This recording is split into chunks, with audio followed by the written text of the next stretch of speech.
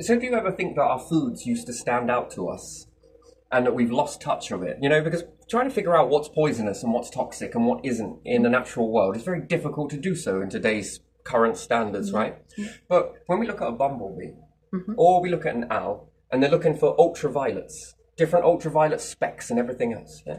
Could you imagine if they took that and put it into corporations? Not saying that they did and different things like that, but humans were a little bit more different in that way. Do you think that our foods back in the day used to stand out to us a bit like hues? You know, we're drawn to certain colours. Yeah. And that when we look at it, certain colours under a microscope or magnification, we see all the polka dot lights of different colours. So, for instance, Kit Kat, for argument's sake, other brands and everything else are all out there. I think they use gold, red, yellow, and black dots, and they align it on the, especially if it's tin or packaging, and this really pops to you. Yeah. And it almost lures you. That's why some brands are quite popular. Coca-Cola is another one that's this draws us to it. Yeah. And it's almost hypnotic in a way, isn't it? So we label brands around this sort of identity there. But it's no different from owls. If you surround an owl with ultraviolet light, they die of starvation. The same with certain types of bumblebees, fluorescence and different stuff like that. If you surround them constantly in this noise, they stop seeing the plants because flowers, it blends into the background of everything else. And then therefore they will become very confused as to what they're supposed to eat. And then you can turn this off. It's amazing, isn't it, really, with our brains are designed sort of like to be able to see certain foods. And then we ask, in all documentaries, it states this, how our ancestors knew what was edible and what wasn't. How do bees know what's edible and what isn't? How do owls know what's edible and what isn't? Well, when you look a little bit more, there are different things stand out to them. In all of the noise, the things that are edible seem to stand out more, and they seem to follow either these patterns of ultraviolet, bioluminescences and everything else, this, that and the other. And we also notice that certain fish in the depths use this same ability. Yeah. Some fish will eat. Is it the anglerfish, the one that dangles the light in front of it and then starts creating bioluminescences? Yeah. And then this attracts certain fish to it, which is a lure, basically. And then when it's right in close to the light, it eats it. But there again, what are those fish looking for usually when they're eating? Something along the lines of this. Yeah. Hence why they are drawn to it. Some jellyfish or small Exactly. organisms that look like that. So they're able to see that in all of the noise. Now, if we go down to the depths and we take all of those bioluminescence lights and we then decide to light it up like Christmas, those fish will be very confused. They will have to use memory and they will have to hold on to the memory going forwards if it's unchanged. And that's why we've lost our ability to be able to identify what is edible and what isn't. And therefore, when we look at it from today's perspective, we think, oh, how do we know what it was? But I think it's because we've lost one of those abilities to see it. And back then, it's a very hard thing to do so, right? If you're surrounding yourself by a lot of this food, you lose touch of whether you need to be able to identify this. And farming year after year, you're surrounded by all of this edible food, and slowly but surely, it no longer stands out in the distance because there's so much of it. The noise is there. So, and that's what humans do. We take all of this food and we gather it. And perhaps we try and grow it so there's more of it. And as a result of that, what used to appear, so I guess it would be called the gaze of the ancients, that when they look across a forest and a canopy and everything else, the foods that were edible stood out because they were few and far between. We think nature is much of a scattering. That way. And their eyes would pick up on this and straight away the brain would activate, come on, because if it didn't, we'd have been extinct. It's much to say that we would hunt animals and different stuff like that. I think hunting came in that way of eating meats only came because of ice ages. If we look at spider mite, and let's say spider mite evolved to tap into the sap on plants and take all of that sweetness, as they so often do. You can see this with spiders. Even the big spiders will go down to a plant and will tap onto the sap. For some reason, spiders seem to like this. Now, are they drinking it or is there something there? Anyway, so an ice age happens, let's say, and then perhaps all of this stuff no longer opens. What are the webs going to do? Well, something else lands in it. And when you're pushed at extinction level, you would think that, people don't like it when I say it, but it's a very true thing. If all livestock disappeared and there was only cats, dogs, rabbits, what else? What else are pets? Gecko, perhaps. And you were facing extinction because there was no other food, no other nature. What would you eat? Are you going to be having that guilt effect for it's a pet? And that would last, and then perhaps starvation starts and it's very uncomfortable, and there was a choice of meat beside you, would you eat it? Would you roast a dog, roast a cat in that aspect? And the answer is probably yes. Hard from this perspective to say that, but yet if a situation changed where it was now life and death and this was an option to keep you alive, perhaps it would be very brutal in the first moment, but once you first ate the meal, actually that's pretty good.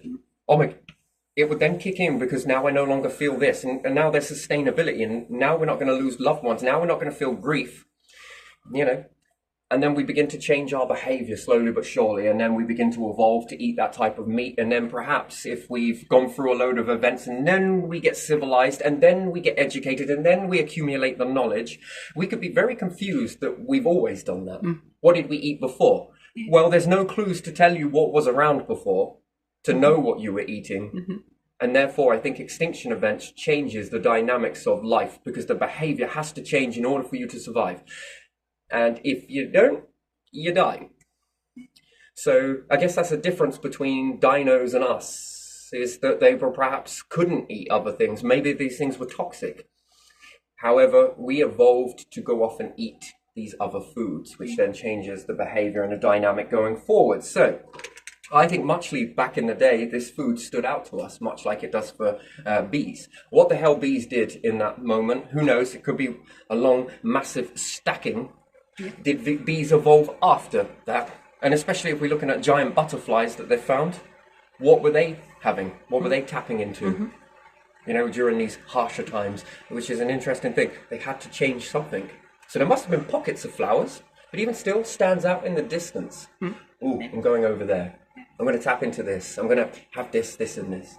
So we look at that and it changes our behavior and the dynamics and everything else. So very fascinating thing with food. So what foods do you think really would have stood out to humans? Berries. Berries, yeah. And now that in corporations, yeah. we can use this where we can look at it and think, certain types of packaging just really stand out. Some people would say that they would never eat peas without the copper in it because they don't look green and you're getting a load of brown slop on your plate. And people wouldn't eat it because of the way it looks. Now tell me about chocolate. People eat chocolate. Yeah. I think it's one of the biggest sellers, isn't it? No one's looking at it. Coca-Cola is very dark and brown and liquid, isn't it? Well, you drink it. Not because of the colour, or is it because of the can? Is it because of the jazzy packaging as to why you drink it, and because it tastes good, and because it makes you feel a little bit great? Sure, there are other brands out there, sure. But there you are.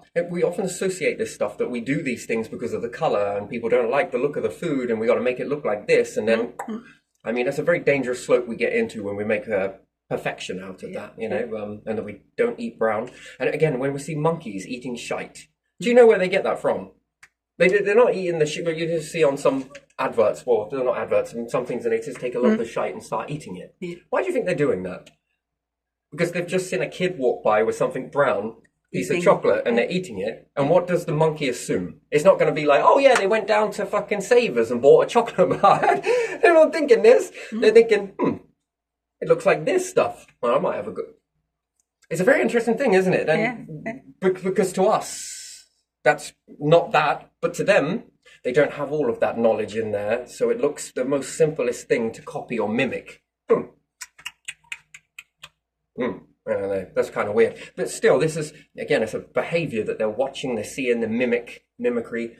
Oh, it's a fascinating thing. But yes, so yeah, I think that the reason why we've lost a lot of our food mixed in with ice ages, most certainly, especially during an ice age, I think that we would have happened across meat, definitely trapped in the ice, and we would have probably used fire to try and thaw that out.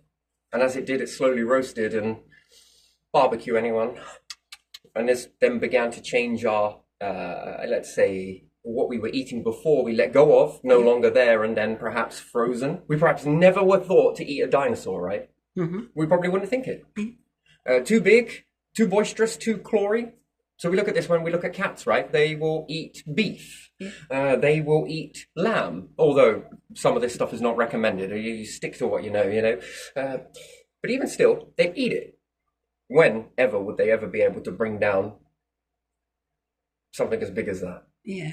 You go to a field and hunt it's just way too big. Now, we could say that there are different variations and sizes of cats, and they do fluctuate because we've got massive cats in certain parts, we've got smaller cats over here. So there's a chance that but they would have had to have that taste before, and therefore, let's say sheep and different things should have been around back then for them to feast on, and then the cats evolved from a size which then might indicate that they have this taste for it.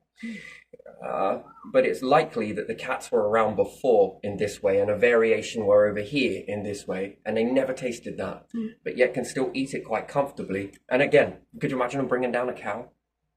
It's, I mean, how many cats would it take to do that? It's too complex for them. It's easier to go and get something else because it's all about the ease of getting the meal. And they'll take on rabbit and perhaps other things like this, which we don't see enough of that. Farmers complain about rabbits, and then rather than using myxomatosis, well, catch a few of them and make cat food. I think is probably the best way. They love it. They love it. We can't eat that because there's no nutritional value on it. You die of starvation if you eat nothing but rabbit. The only one that we can really eat most of is a deer. That's very fascinating, isn't it? So you can understand that we would have changed our diet very quickly based on the environment and what was readily available. And perhaps we had no inklings of eating dinosaur, but push comes to shove. If you've got fire and you begin to heat the fire, this begins to thaw out. As you're going, you can drink from that. What's more, you've got most of the stuff was flammable anyway. If we take lots of pine and different stuff like that, and you never know, we could have been the result as to why the plants after the Ice Age changed, because we were bringing down massive trees to keep warm, to burn. And as a result of that, we probably happened across a few dinosaurs trapped in the ice layers, and it wouldn't have been a food that we would have thought to eat. But while it was melting, the ice around, you could start to smell that. And whoa, someone's going to try it. How else did you end up putting cow's milk in your food? It seems abnormal, doesn't it? Not breast milk. No. Cow's titty. Yeah, that's a very interesting. How did you manage to do that? Well, it's from goats. It's abnormal in a grand scheme of things, isn't it? It's very normal for today's standard. Yes, it's lovely, like milk and all the rest of it. But still, how did it come about? You know, that something happened that triggered this, and perhaps push comes to shove. Who knows?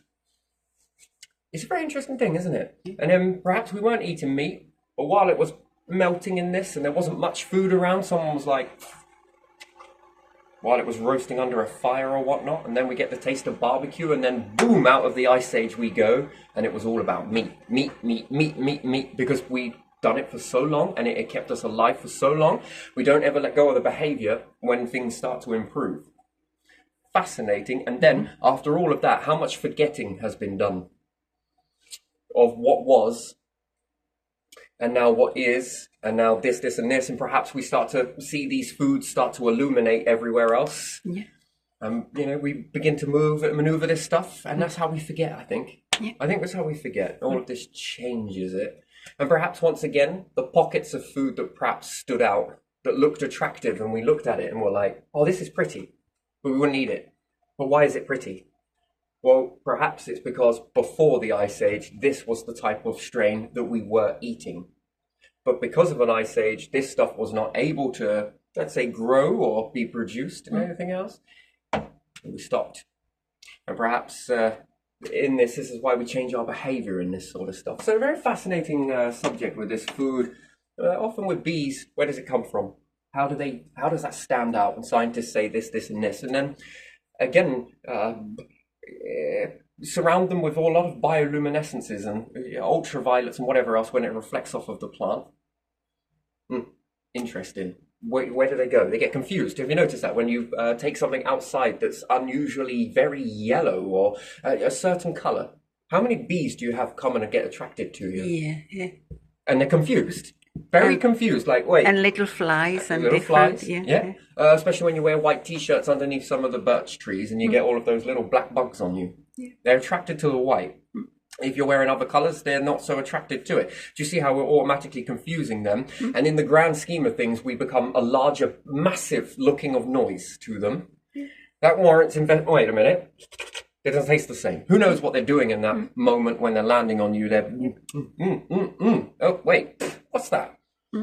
So slowly but surely, if we began to put a lot of white stuff everywhere, especially when we're looking at what an ice age, they'd become very confused and these things would die very quickly and very fast. Why? Because they're looking for the white. Therefore, it's all in the noise. Very quickly, extinction happens. Perhaps if they do evolve to eat something else, they will lose touch of what was once natural, and this sustainability would hold them for a long enough time. Then they begin to forget what once was. And then there's a level of remembering, and perhaps you will find them when they come out of an ice age that they're a bit more drawn to this, but they don't know why. They're drawn to this particular shade or this particular scent. And lo and behold, if we follow it back long enough, and then when forgetting, doesn't the body evolve to no longer require that food? Because in order for it to stand up to this mark to keep you surviving during those times, you have to jump the steps, and it has to open things to allow this food in. However, if it does it when you eat this stuff, it lets too much in, and this can kill you, and this way can kill you too if you eat it too quickly, too soon. And perhaps the fluking of just cooking stuff to melt the ice to keep warm. Perhaps it got too close to some sort of this, and this in the permafrost. Someone had a go on it, bit like cow's milk, bit like goat's milk. Someone just had a go, and before you know it, that's a sustainability for a very long time. And then we've got freezers, and we keep things in a freezer. And then we take it from a freezer, and then we put it into a hot oven, which is a bit like your hunter-gatherers cooking making a fire, and perhaps it cooking into some meat, be an old dinosaur, which then is why we can't eat raw meat. Certain types of raw meat we can, but we were probably eating some raw meat due to the appendix. I think these can handle certain, I don't know, in food poisoning events, I think there's something trigger off in the appendix of up to an X amount of a small gram. So that would give us a clue that whatever we were eating, clearly we were ingesting something raw in this, and it was very... So there must have been a larger amount of something else, and in between that larger amount of something else, there were pieces, fragments of stuff that was slightly uncooked, unraw, and this is probably where the appendix took the job of sorting that out to balance bacteria in that. Who knows? Who knows? But it's a type of thing that is very not misunderstood organ, isn't it? If we can call it an organ, either or. It's very misunderstood. What's it for? Well, it allows you to eat this much. Well, that doesn't fit the notion that you can eat large amounts of raw meat. So therefore, we were eating something else that wasn't raw, and therefore only small amounts. And when we look at the dietary of most animals, we notice that we misidentify with rabbits, don't we? We call them herbivores. They're eating slugs, snails, and ants, and whatever else crawls across whatever they're eating at the time. They don't exactly spit it out. So you'll notice that they're on average, they've got 95% of vegetation, but then they've got 5% of little insects, which is protein and meats. And we're the opposite of that. From hunter-gathering times, we were a large amount of meat and a small amount of vegetation. So we could say 95% meat and 5% worth of this, I don't know, fresh stuff. So it's basically roast dinner in reverse in certain aspects, and nothing truly is a true herbivore, because you are what you eat.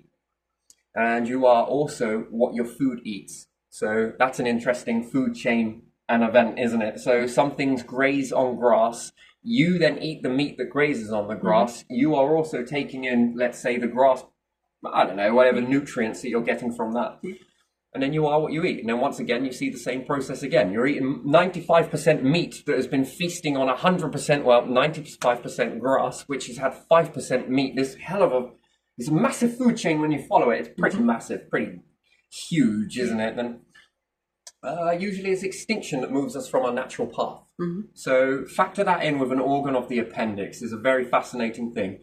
I don't know how true this is, but I heard a study once where someone was looking into this, and scientists were looking into this, and they noticed something related on food poisoning, not too much food poisoning, but a small amount, and the appendix kicked in. As a way to regulate. which I found very fascinating. And then there was a study done, I think, if I remember correctly, that people without the appendix had more chances of getting very sick from food poisoning than someone who had it still in their system. So that goes to show that it's playing a role. So whatever we were eating must have had some contaminants of certain things that needed regulating.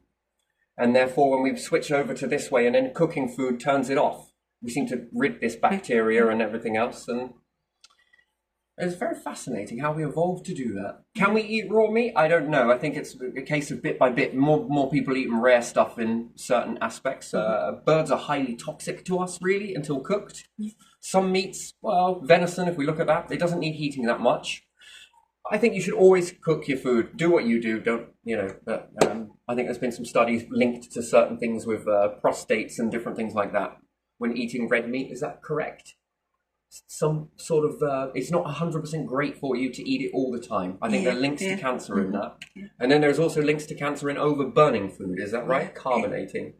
So very fine line, isn't it? Very, very fine line. So too roasted, not too good. Yeah. Not enough roasting, also not too good. There's always balance to everything, isn't there? So, and again, this fits with ice. If we think about it, ice and dinosaurs trapped in ice, and we come across it, and slowly but surely, perhaps digging into it, come across this. And how would you dig into something if it's very hard ground? You have to heat it. And in that heating, melting and everything else, you're going to accidentally cook everything that's in it. And we would bring down trees, which probably made space for the new evolution of elm and everything. So that's helped trees evolve too. So just by heating that sort of stuff. And then having a few pine needles falling to, ice that's melting. So you have this maybe warmer drink. And then you get vitamin C from the pine needles, rich, packed full of it. Not all of them, there's certain types and more so, and we're highly compatible for it. We don't drink often enough of it. Birches and different stuff like that, tapping into those too. Very nutritious. Could you imagine a water supply of just constantly tapping into birch? That's what your water supply is, which works really well because it purifies the water that they're in. So they can drink very stagnant, boggy water that, quite frankly, it stinks. You can smell it from a distance. You wouldn't even be, with the amount of stuff swimming in that, you wouldn't drink it. It would make you very sick. However, tap a tree, my word. And yes, it's seasonal, obviously, so take your pick. But where you can tap one, you can tap another, tap another, tap another. It's a very interesting sort of nutrition, and once again the body starts to no longer create vitamin C because why? You're getting it from birch resin and birch syrup when you're tapping the trees, and there's many others. We've got multiple trees that you can tap in this way. We've got pine needles. Again, this is very packed full of it. That bitterness from that is all of those vitamins and different stuff like that. And then once again the body starts to I don't need to do this because you're already finding it, and now I can let go of this stuff. And then when you the environment changes and you start to let go of that again, oh shit, you got a bit of a problem now starting to emerge. We now need vitamin C. We definitely need it. And also sailors were the ones that really hammered this home for scurvy. It helped fight off scurvy and different stuff like that. So it's fascinating, really, isn't it? So It is. how the body has to drop something in order to, sustain your life. And they say that you can't go back. I think it needs time to adjust in certain aspects. So, yeah, if you sit there facing starvation, well, it will change your whole mindset. So, yeah, barbecue, anyone? So, is that truly our true food source? I don't think it is. I think we've got clues everywhere, but I think we've lost it. So, it would be interesting to tap into a part of the brain as when humans started getting to grips. And I wonder how it would look through the eyes of an ancient humanity, let's say, and how would the food and landscape stand out, and what would they see? And I think that this is what helped them to stay alive. The brain, the eyes, triggered a go over here, a lure, a bit like the anglerfish, and the other fish just find it so they're walking into death. They find it so irresistible. They have to go towards it. It's so but But why? Well, because the body knows that if it leads you towards this and it stands out and it smells nice and you can see it from a distance, I want to go over there. That instinct, that's what helps you eat. That's what helps you stay alive. And that's what helps you navigate the world. So I think if we could go back into ancients and be able to see it from their brain wiring and understand it from their body and the way that they were built to adapt to the world, I think that these foods would become very clear as to what it is that humans first need and what they truly need to sustain a good enough diet. And there again, what is a true diet? When we're constantly evolving and things are constantly, because again, that behavior would have been generated based on survival, which takes you to fascinating, isn't it? So interesting. Could you imagine resurrecting early man, early humans? They would be able to straight away Tell you. well, yeah, just by watching what they go for, what they're attracted to. And this would give you a very much of a diet. Wait, what, you're going to eat this? And then from our standpoint, can we eat that? That's the question. And therefore, has the food become toxic, or have we evolved to be able to allow in a toxicity of food? And it made this one toxic by default to allow this one to be edible. This one could no longer be edible. And we got to look at that with the vitamin C. The body was already making vitamin C, and then it stopped. And then we had to seek it out. And now we seek it, don't we? We seek that. You crave orange, perhaps. You crave pine needle tea or whatever it may be. You really need you crave it. And in some cases where they were sailing and doing different things, they didn't crave it far enough. And then it's led on to scurvy and diseases. And that's very fascinating, isn't it? That you can just ignore that. And most of the animals, compared to us, don't ignore this instinct. So, and our brains are designed by design to see things and also not to see things. And there's a bloody good reason for it. One, it would be incredibly noisy.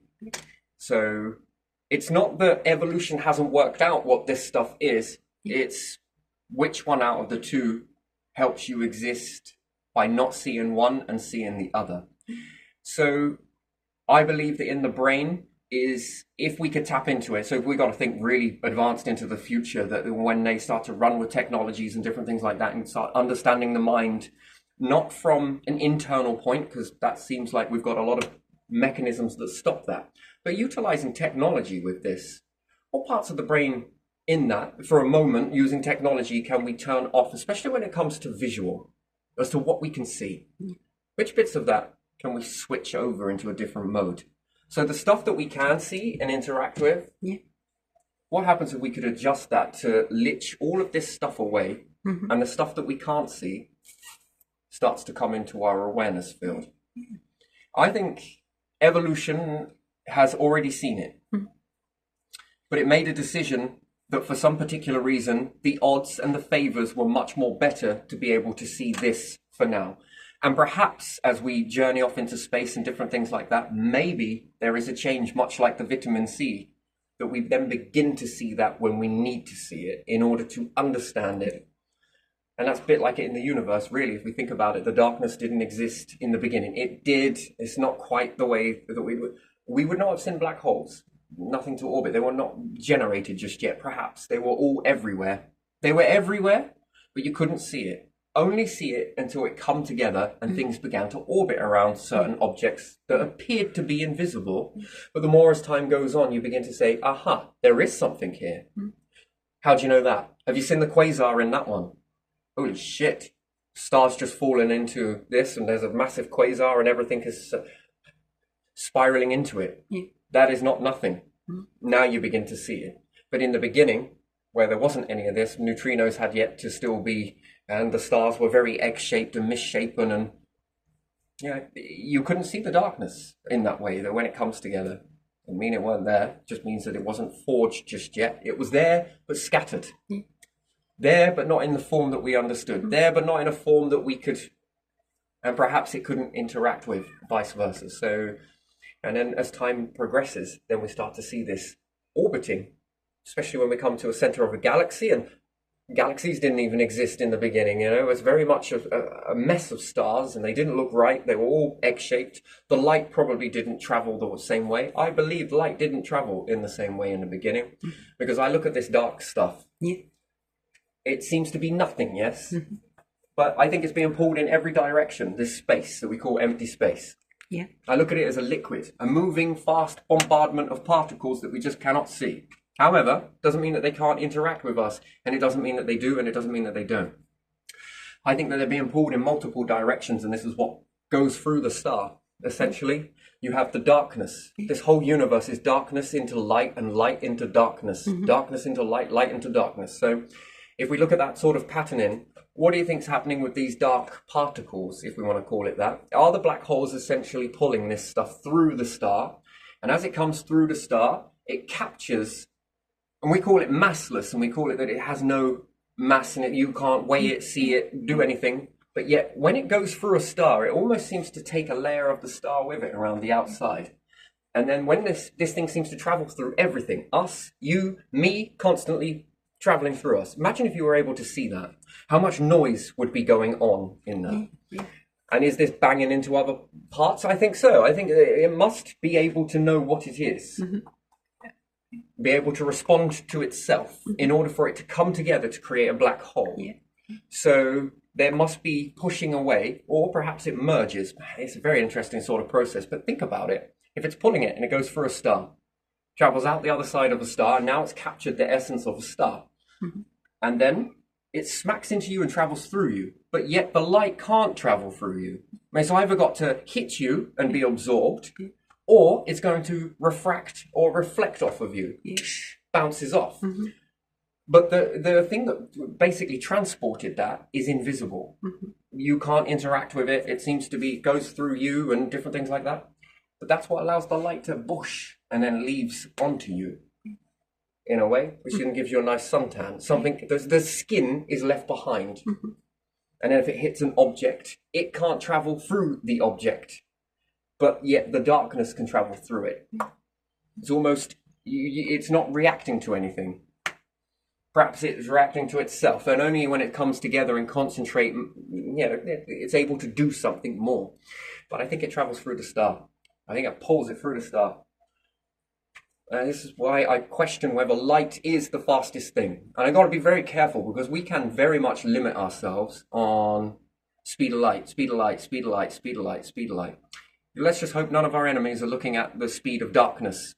Because if they figure that out, whilst we've believed that the speed of light is the fastest thing, we've dumbed ourselves down. We should say that the speed of light is the fastest thing that we understand right now. And sure, there are people that are going to come in the future that are going to be understand Einstein's theories. Yes, correct. However, because of the information that was limited to Einstein in this understanding when he was existing, if he had more time, he would have contradicted his theories, and then eventually he would have combined the light and the darkness with these two things, and his relativity will be on steroids, yes? Yeah.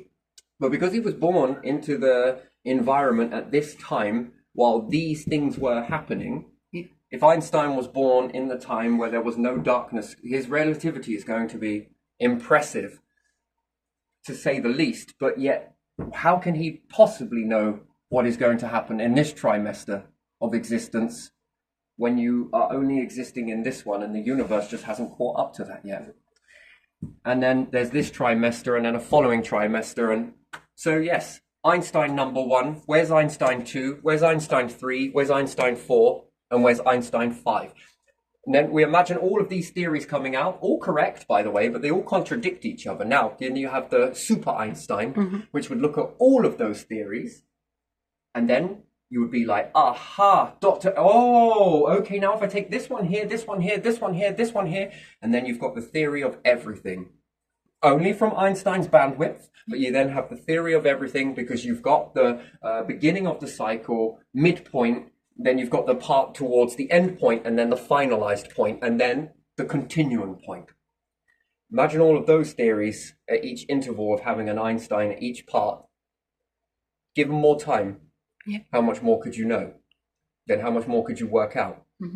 And then you have the theory of everything is what you essentially build with. So Interesting. I find this a very interesting journey, and it's bit by bit. Is it possible for a human to be able to hold that much information from point A to point B? Or do you need to be at the point end of the cycle in order to be able to be prepared to hold that much knowledge in order for it to continue? Because if not, it would be quite much for vessels, especially early man, wouldn't it? By the way, you're going to live forever? You think it's going to be a bit too much? I think it could be. I think it's our understanding. So yeah, no, I think this dark energy, if I want to call it that, I think it travels through the star. It doesn't interact with the star, sure, but somewhere along the line the medium does, the outer edge, some sort of residual is picked up. And that's what makes the light essentially travel. And again, I think this is how solar panels also work. This stuff is so invisible, you know, but you've got the outer halo, the ring of fire, Johnny Cash, let's look at it that way. And the ring of fire is left. But this dark thing carries on, travels through the earth and everywhere else. Perhaps it picks up some of the core, who knows? And then interacts, and this is moving all of this stuff, which therefore is moving heat. It'd be a very interesting sort of way to look at things. So the more of this darkness that hits through you, i.e. more light, could you imagine if there was a way to repel the darkness, this dark energy? Would you ever heat up? And that would be the question. Yeah. Would you ever heat up if you could have a shield that pushed this stuff away? So that it couldn't travel through, it could only travel around. And then are you part of space-time in that understanding? No, you would be out of it. That's what I believe, personally. So, and essentially, it sort of grabs the outer edge.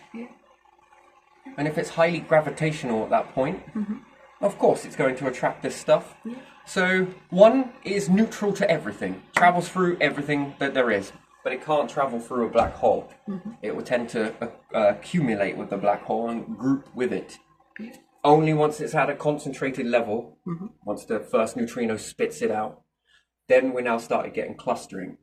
To see a first neutrino in the universe appear and explode, and therefore the first of a black hole to emerge, this is the part that I would love to see. And this is why tools are really important. So we look at evolution and everything else. You build eyes, evolution is built ears, and you know, so I'm very good. It seems to know more, yes? And the first neutrino, and we built tools to be able to understand this dark energy. Slowly but surely, can you imagine being able to have a camera that saw all of this stuff? Well, maybe we can see it in concentrate, but not enough to see it in minimal at the moment. And then technology goes and blah-de-blah-de-blah and evolves as it does. And then all of a sudden, we're at point A again. We manage to go through all the cycles, and then we start looking again from the beginning. Before neutrinos, but we got the tools to look at this darkness. Perfected. Oh, it's doing it. It's behaving strange. Yes, behavior, environment. We've gone full circle. Humans are affected by the behavior, yes, is affected by their environment, yes? What about the darkness? So it's behaving in one aspect while the universe is getting together and all of this solids, we can see all of this stuff starting to progress. And again, the medium, the overall structure of the universe is now governing and saying, you are going to respond like this. Then the darkness is acting in this way, not doing very much, perhaps. And then a neutrino, the first one, and a black hole comes. What happens to the rest of the darkness? Does it then start to flow towards a point? And then it's like, hold on a second. Whoa. Well, it's all changed. The behavior of the darkness has now changed. Why is that? Because the environment has shifted. And now as it's shifted, it's got to start responding in a different way. Perhaps it starts to come together, and now we start to see light starting to move a lot more than it did in the beginning, because the darkness is now pulling through it. It's now moving very differently. Things now begin to reshape, and now the behavior of the darkness has got to change. It can't stay the same. It now has to change, much like the light, the matter that we can see. In each trimester, it's changing. The more matter there are, in the beginning, no planets, not very many meteorites at all. Very little, muchly gas, let's say.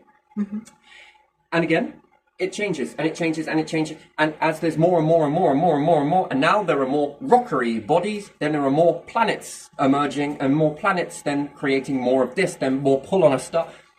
The behavior has to change now. The stars can't respond the same way they did. Why? Because there's new information holding around. They have to respond differently. The behavior has to change. In order for them to remain, They've got to start orbiting now. You don't want this shit crushing into you every 5 minutes. Good for star creation, but also the darkness has to change too. Now it's got to respond. Why? Because there's now a new variant factor. Well, this way did good in this circumstance, but now the darkness has come together, i.e. black hole, neutrino created it. Now it's got to start responding very differently. And now there's more of them. Now it's going to be, it's more like pulling a plug. I think slowly but surely, if we could see the bounds of the universe, I think we would start to see this stuff beginning to come together. It appears to be expanding, but I think it's slowly but surely the darkness is pulling this so-called invisible stuff together, and as it's clumping together, once again the behavior has to change. Now we got this, and poof, off it goes again. For every trimester through life, the outcome is always change. Change, always change. With the new information, you have to respond different. If the environment starts going like this, we have to start responding differently. If this starts happening, well, we've got to respond differently. If food disappears, well, we've got to start getting food from over here. Things have got to start responding very, very, very differently. So you can't have it the same. And therefore, building these tools, much like evolution has been building these tools, we're also building tools. I want to be able to see this a little bit more. Let's make this. Oh, I want to be able to see what's going on over it. Now make this. Now the stars want to be able to. I feel like these tools seem to make sense as to why you're doing it. Something seems to guide us towards this invisible pull towards something, which is already played out. It's already playing out. Every single moment of every interaction, this is playing out. Change. And then we begin to understand these things that are once invisible. And this gives us a choice, doesn't it? Very clever evolution, isn't it? It's not exactly saying you can't see it. It's saying you can't see it like this. Ask NASA if they were to walk around with just being able to see darkness. And if they were able to see the matter at the same time, so matter and antimatter all at the same time, let's just say energy and dark energy. If you're able to see both of these at the same time, how would it look, NASA? I bet very fucking confusing and hard to really make sense of anything because so much is going on and it's... But now, what happens if we now have one tool for looking at that and one tool for looking at this? One tool keeps you alive, keeps you here, keeps you understanding, but yet it lured you to make another tool, which is advanced evolution. This is evolution point 1. And your evolution point 1, but also capable of being version 2.0 with the tools that you make. And then you're able to see it, and then, aha. So it's not hiding it from you, no, because if it was, you would never understand it, you'd never be able to see it. But it give you enough to see it. I need you guys to look at this. I really want to show you this, but I can't show you it because it gets in the way of me looking after you here, which you need to look at this stuff over here. And then there's this lure, this pull, this, what is this? What's going on over there? Question. And then the evolution is like, finally, go, look. I can't show you this at the same time, but if you've got a sensor that is better than this sensor to be able to turn it on and off whenever you need to see it, to understand it, I mean, that works, doesn't it? So now it reveals what was already new was there, but couldn't allow you to see it at the same time because it would stop life. You wouldn't be able to see, defeat the objects of making eyes. So it's omitted certain things, plus with sounds. And it's omitted that. But there's this sort of inner knowing. Where does that knowing come from? Well, perhaps because evolution has already seen it. But it can't make you see it. Not without destroying this bit here. And therefore, that stops survival. So the survival means that we see this stuff, which is more important. That stuff is equally as important, but it's less likely to react with you. This stuff is. Perhaps if it's in concentrated levels, then you begin to see it. So it's not really hiding it. It's more so why? And I think it's because of all of the confusion that would happen. Too much going on, too much noise. And then this distorts reality a hell of a lot and perhaps doesn't favor survival very much. There's too much going on. So yeah, I think this way allows you to make the tool to turn on and off whenever you need it. And then evolution is like, finally. They're seeing it. Finally, they're building it. Finally, they're acting just like me. I can get on with this, but you need to get on with that. So we are kind of dual in nature in that way. And again, probably 3 times, 4 times, we just got to remain center in that sort of. There's a time to see it and a time not to see it. Right now, it's time to see this. But in the future, it's going to be definitely a time to be looking at this shit. Why? Because we plan to get in it. Wait, what? Survival demands you pay attention to that. Not right now. Not right now. Need to know. However, it needs to let you know to pay attention to that at the right interval. It's got this. You get on with this shit. And then by then, as we start to transition, who knows? Do you think the eyes begin to pick it up? The behavior changes? Do we grow new sensors? After all, if these are the sensors that we've grown, and let's say we've been here, estimated on the moon, 4.5 billion years. So let's say we've been around for 3.5 billion years, and these are the tools that your body has evolved to create. What do you think if, let's assuming that we leave the planet, that's another 10 billion years, and we traverse the universe, what, another 40, 50 billion years? What tools do you think you could evolve into or create in that time evolution would make for you? Is there a chance that at the right time, your eyes drop matter because there's no more?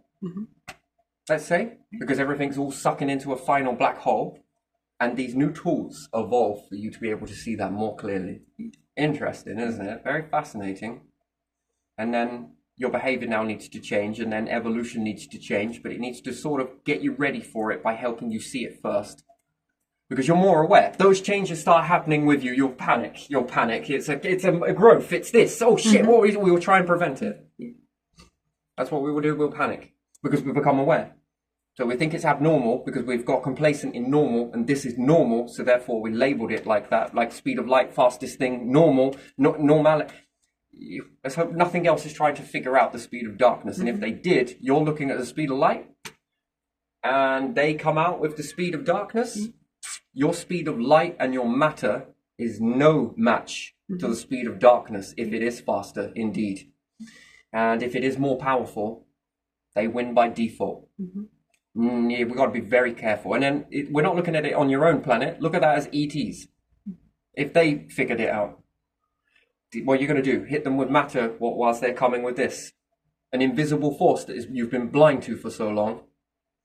By default, they win.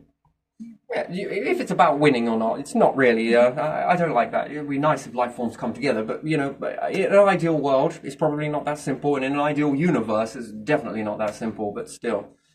By default, because we believed something, and it's not disrespect to Einstein at all. No, because I think he's absolutely correct. That is the fastest thing that we're aware of to date. Yeah.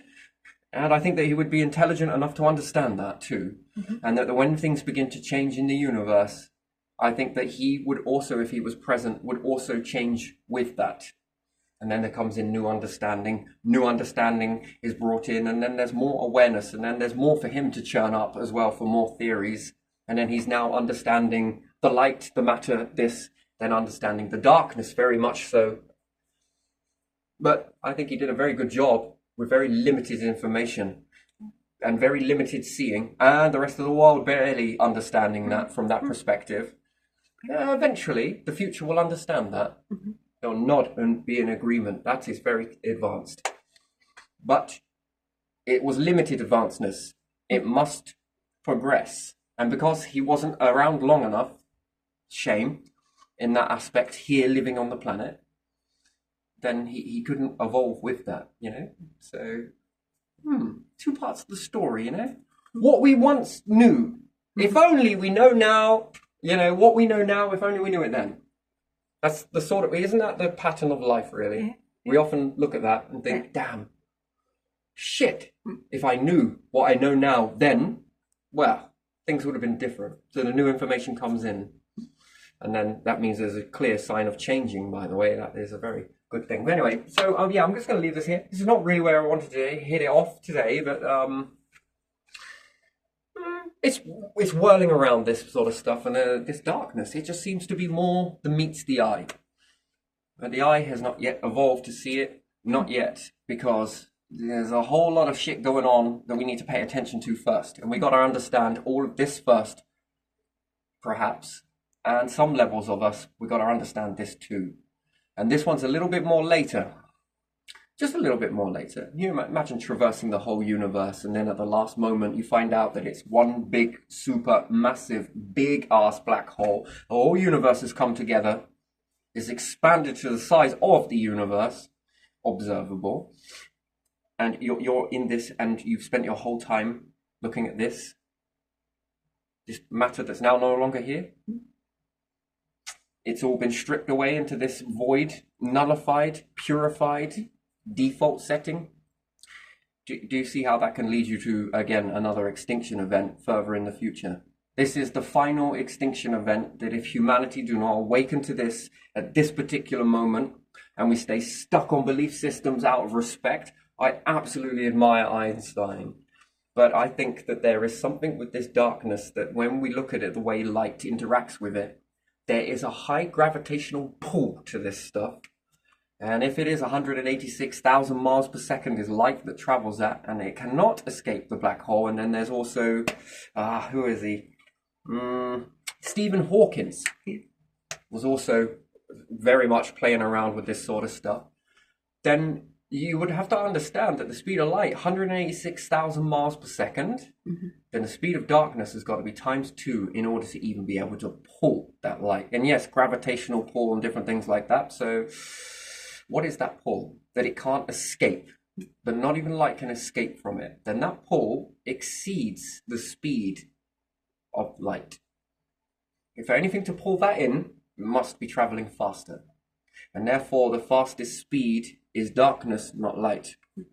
Hence why I think that a lot of these fantasies go towards a black hole as a way to travel. They call it a wormhole. Interesting. Yeah. Wormholes are fascinating things, but more like black hole.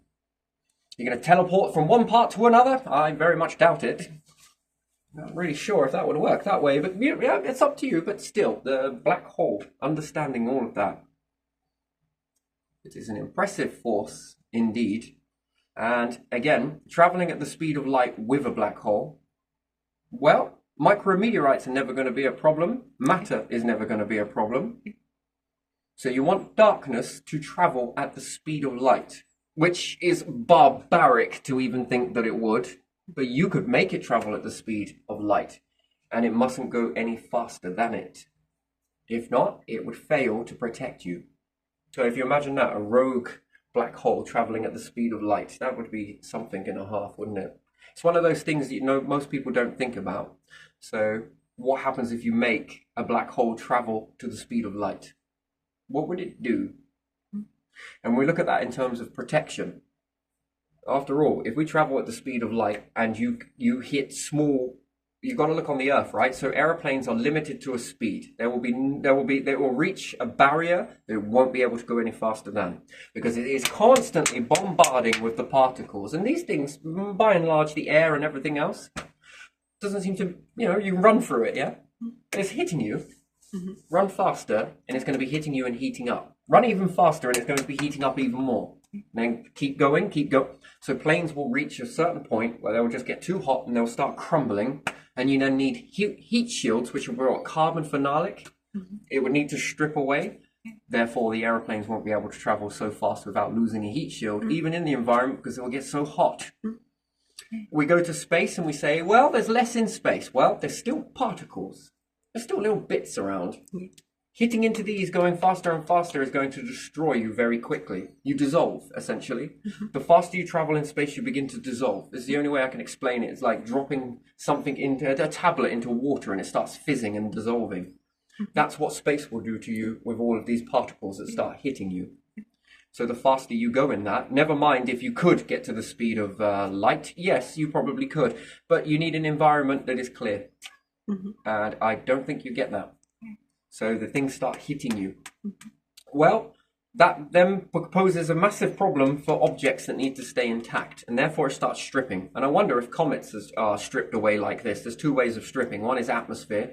There's more concentrate particles bombarding it, and it causes it all to fall apart. Yes, lovely. But what about space?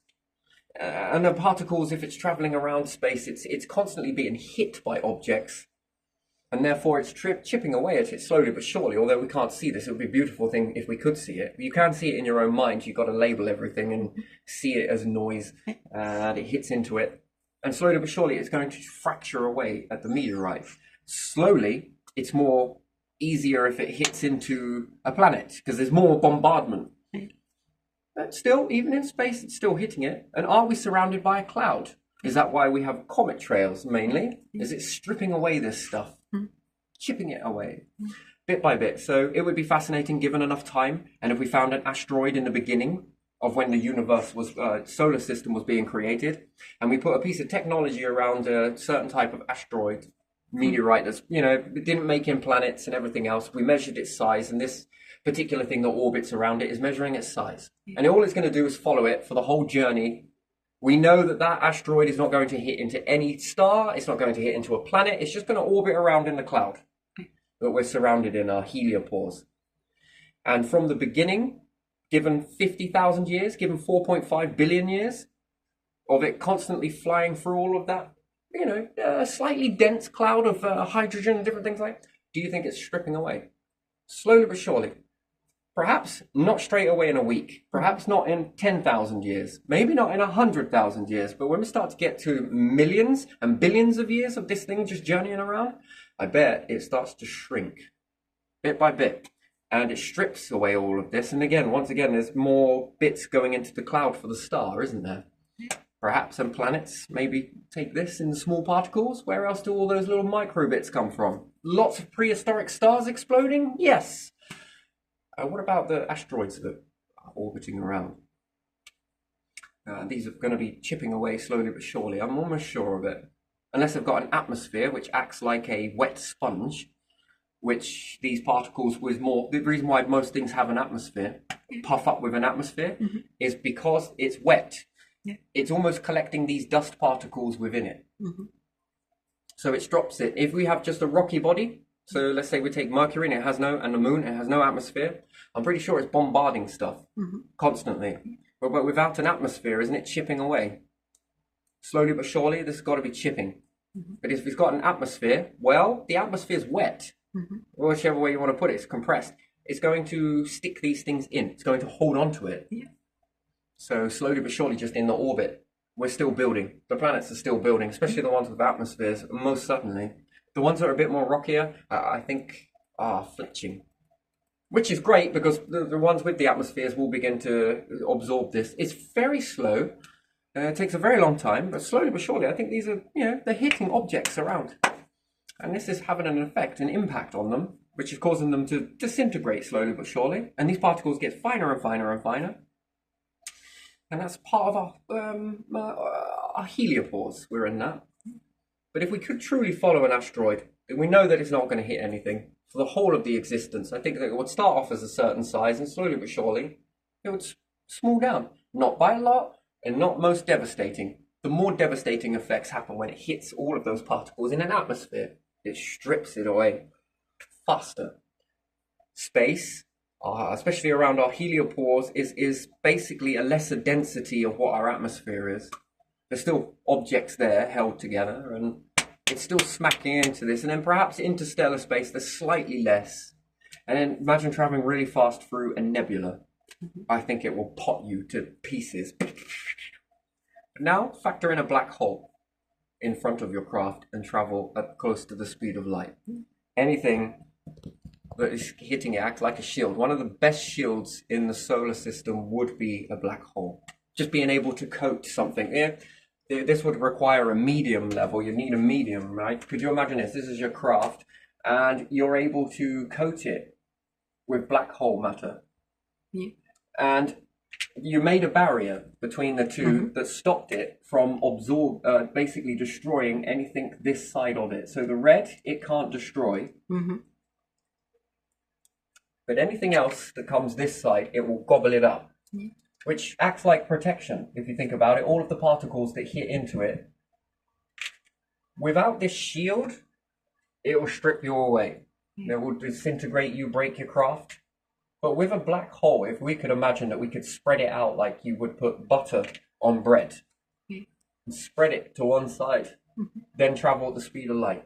You are fully protected beyond that layer. One of the best shields that you'll ever have. What happens if a star comes in front of you? Will it gobble it? Very much so. We'll probably annihilate it, to be honest, but the rest of the star would probably move off. And again, if speed of light can't outrun this, it would probably suck it all up into this. If you hit micrometeorites, what happens if you hit a planet? Your object is fully secure beyond this. How fast can you travel? Well, as fast as you want, really. Yeah. And you go in as one.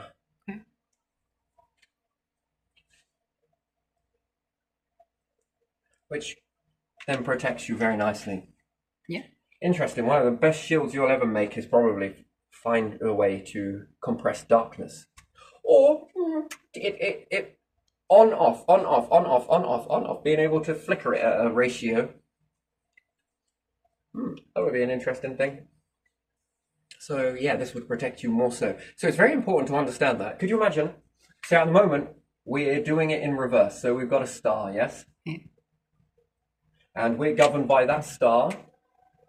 And that's protecting us right now. Without the star, we would not be here.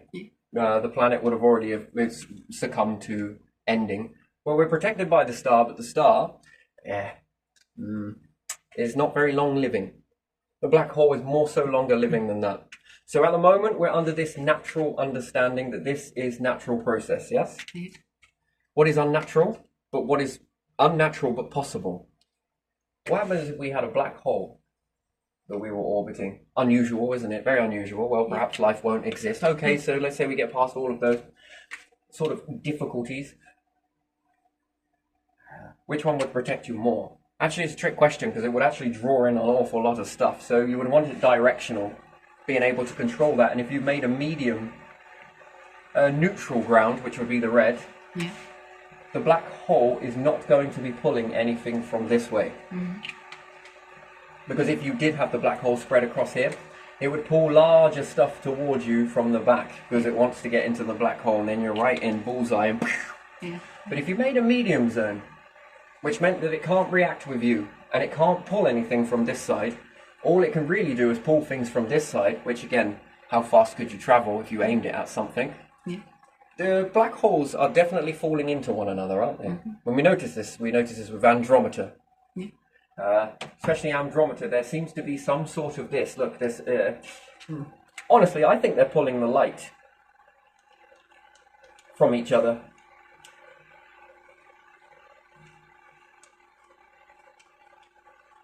And as a result of that, that's what allows them to come together.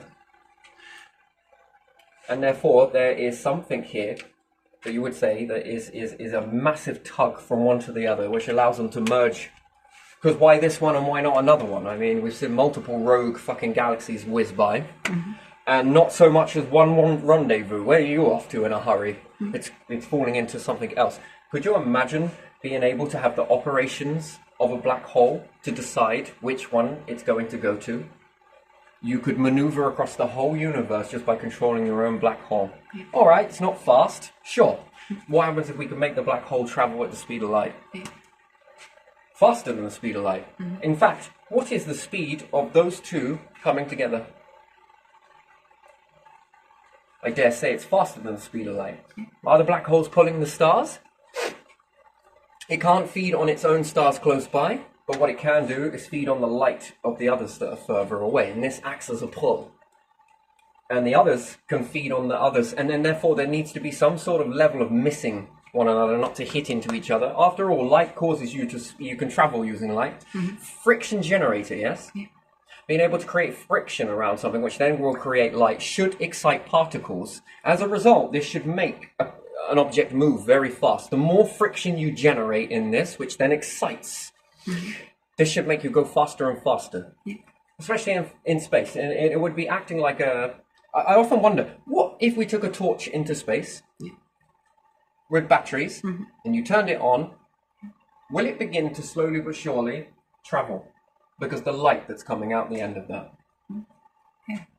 There is something leaving, and it's more similar to like the torch is like a star, if you think about it in a weird sort of way. Let's say we got the torch here, yeah? Very piss poor understanding of the torch, but there we are. Bulb is in here, light travels in this direction, yes? So essentially the torch is pushing away. When you turn it on, something is pushing. If you put this in space, in that light is traveling, would that begin to, assuming that there was enough battery in there to do so, given enough time, is that light indeed actually pushing out? And would the torch move this way? Because the light is being forced to go that way. Stars go in multiple different directions, yes? Or doesn't that sort of keep them in place? And sometimes they push too much over there. Whoops, better get back on my spot again. The magnetic belt twisted over here and pop over there.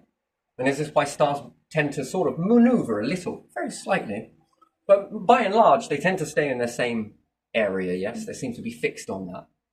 Do you think a black hole could actually pull all of that light to keep them exactly where they need to be in this carousel? And when they pop a little bit here and move a little bit here and there again, the belts are twisting over here. This has got to cause some level of shift. So I often wonder about the torch, which is you've basically suppressed the star, and if you were to encase a whole star and only allowed its light to come out here, this is going to travel. No ifs or buts, that is going to move. And what's that speed is the question. Same dip with a black hole. If we could cover a black hole and expose it, what's that pull? Have I accelerated this gravitational pull? Okay, well, what speed? Now, if I put the star facing the reverse of a black hole, oh man, we're getting deeper. Right, here we are. So we got the black hole is this one. Can you see that? This one here? Yeah. And we've got the black hole. I'm going to do black and I'll do the star. I'll probably do it in red, actually. We've got a black hole here. Yeah. Naturally, it probably won't happen, all right? But do you think humans could do it? I believe so. Do you think life forms could do it? Intelligent life forms could do this process. Right, here we are. So we got both of these together. Yeah. Now, what we're going to do is we are going to be humans and we're going to use our brawns and our everything that we can do. We are going to cover this entirety of this star in a protective shield that says the light can only come out this way. And then we're going to look at the black hole and be like, right, you little son of a bitch bastard, I also want you to do the same thing but in reverse. And then we cover it. And we say that you can't interact with anything other than this bit here. And you are going to pull things this way. What's my direction of travel? Yeah, where the arrows show. And if I rotate this, so I'm now utilizing a star, two forces in the observable universe, and I'm pitting these two forces against each other. And starlight is whizzing out this way. Yeah. And black hole is going to be concentrated gravitational pull is this way. How fast do you think that would travel? Very fast. Do you want to pick light or darkness? Pick both. Yeah. Always pick both. You are the vessels in the middle, the medium, the advanced elements, the advanced evolution. That's what you all are. We've enough with this. This is horseshoe. You ever wonder why horseshoes are lucky? You think it's just because of the horse? No, this is the horseshoe. It's also a speaker and it means Om. This is a symbol for Om, symbology. What do you think those symbols mean? Most people think they look pretty in a wall somewhere with the Egyptians or Incas or whoever else, and it's lucky, pot of gold or cauldron or... No. Something very higher powers is very much trying to teach you something. Gives you little pieces. And it tests to see how well you put these bits together. It loves that. It loves it. Fucking wolf. After all, it has a prediction that it made you advanced for a reason. If only you put all of these pieces together.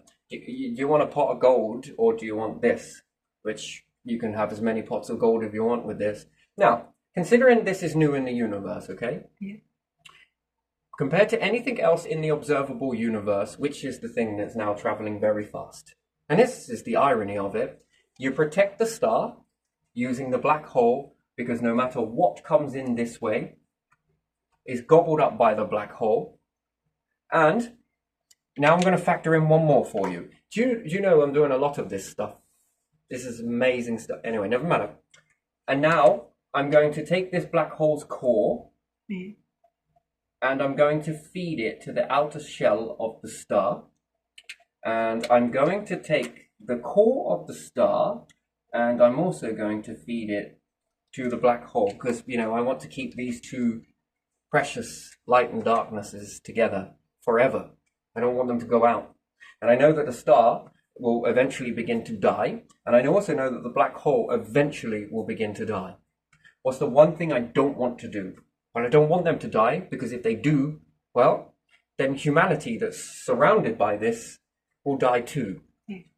So, by selflessly keeping these alive, by taking the core, the star's going to fill up with iron, basically, and it won't be able to do anything about it. However, you can knock that out and give that to the shell of the black hole, and it will happily devour that.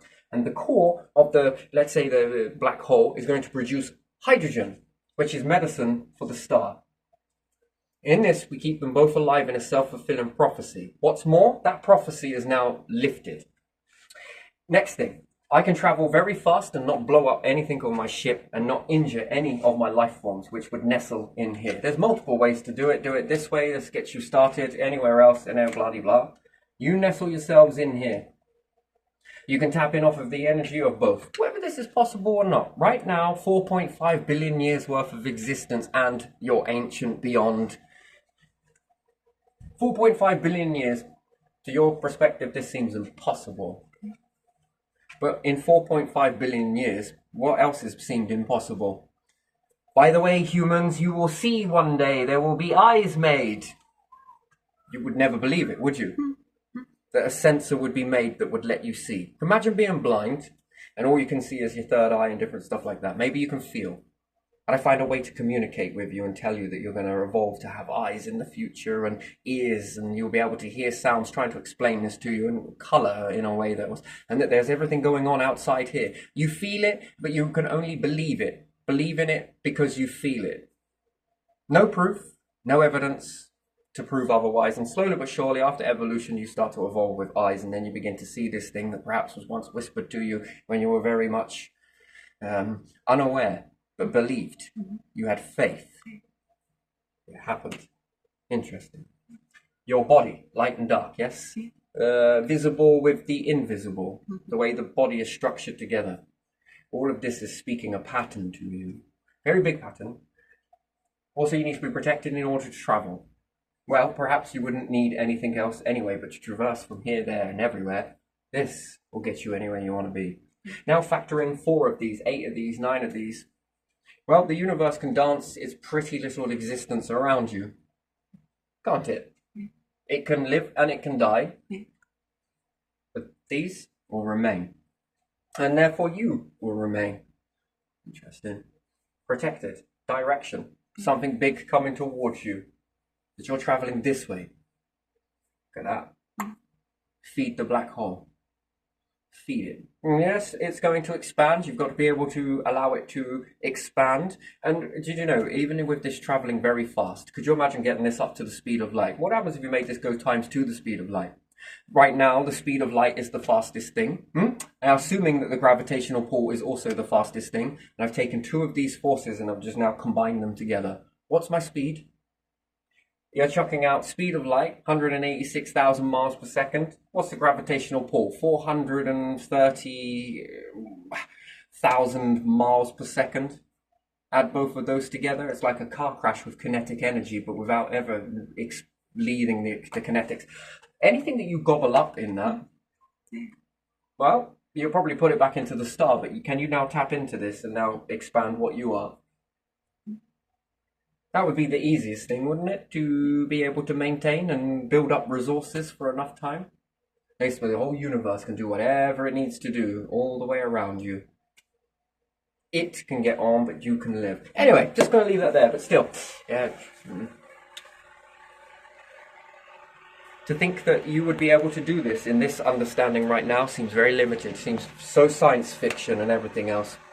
But look at what you've done in 4.5 billion years, 3.5 billion years. Look at what you've done. It's impressive to say the least, it is. Fucking hell, it's amazing. What more could you do? Double that time. Yeah. And what's more, it gets faster because you've already done it. Yeah. You've already done it here. Then, douche, you compress it. Douche, you get faster, faster, faster. The things become more and more and more and more possible, right? So the first time you go through a scary situation, yeah? Doesn't it raise the bar? Yeah. You go through a scary situation that was really scary at the time until you've normalized it. What happens if you go through that situation again? Is it scary? No. No. Becomes mundane every day. So the next scary thing would have the times 2. Yeah. And the next one times 3, yes? And 4 and 5.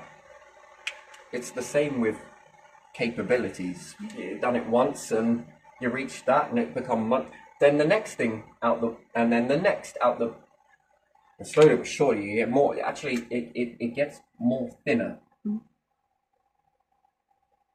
Because it's getting more faster. Yeah. And then if you apply what you know now back to then, think how much more quicker this would be. So in the beginning, it took how long for the Stone Age? It was long, arduous, terrible, and then metal came. Yeah. And in this amount of time it took to do all of this stuff, now, in weeks, how long did it take to carve? How long did it take to do, shape objects using stone tools? It took an incredibly long time. Patience, patience, patience, and then the invention of metal. How quick is that? Over and done with, right? Fascinating. Yeah. You're doing the same thing, but if only I knew now what I knew. Well, there's nothing stopping you. Well, if I take what is here and I apply it to, oh, fucking look what I made. Okay, it used to take our ancestors this long to do. If you resurrect them, they'd faint. Huh, wait, what? You mean to tell me? Huh, yeah, now take these tools and go and build the other shit that we don't know about. Huh. Oh yeah, there is more. Yeah, there is so much more. Oh, look at this. Now that is impressive. What's it for? This, this, and this. It's fucking blowing my mind. You got any more? Yeah, we got more. Loads more. How long did that used to take you? Well, my grandpa started and passed it down through the family, and we finished it about 4 generations later. Well, you just did that in an hour. 1 hour. I mean, now with extra amount of hours left of your life, now if I apply you with eternity with all of this capability, what could you do? Well, you would be doing even more just by thinking it would be done, and interesting, not quite, but still, long way to go, long way to go.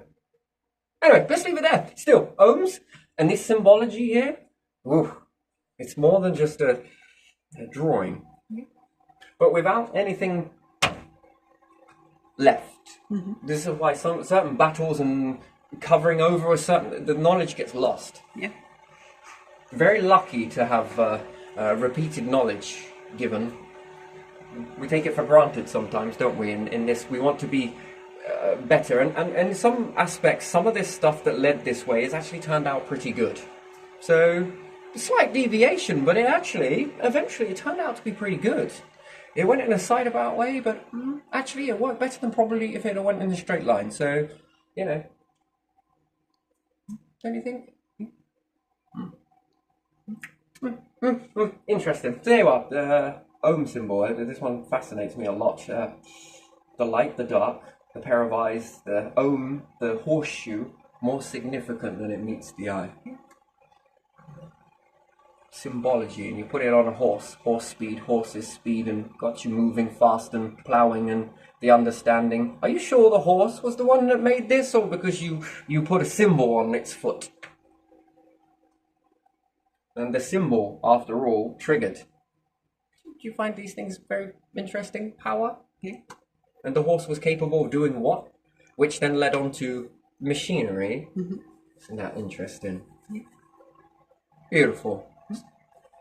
Sacredness. Look at that. It's been treading it on the floor all the time, hey? Horseshoe. Fascinating. Anyway, but still, weird. Did that come from a metalsmith? Who was the idea of making a horseshoe, and what were they thinking at the time? They wanted to make a horse have a better foot. Fascinating. Yeah. Anyway, right, let's leave it there. Let's leave it there. Very good.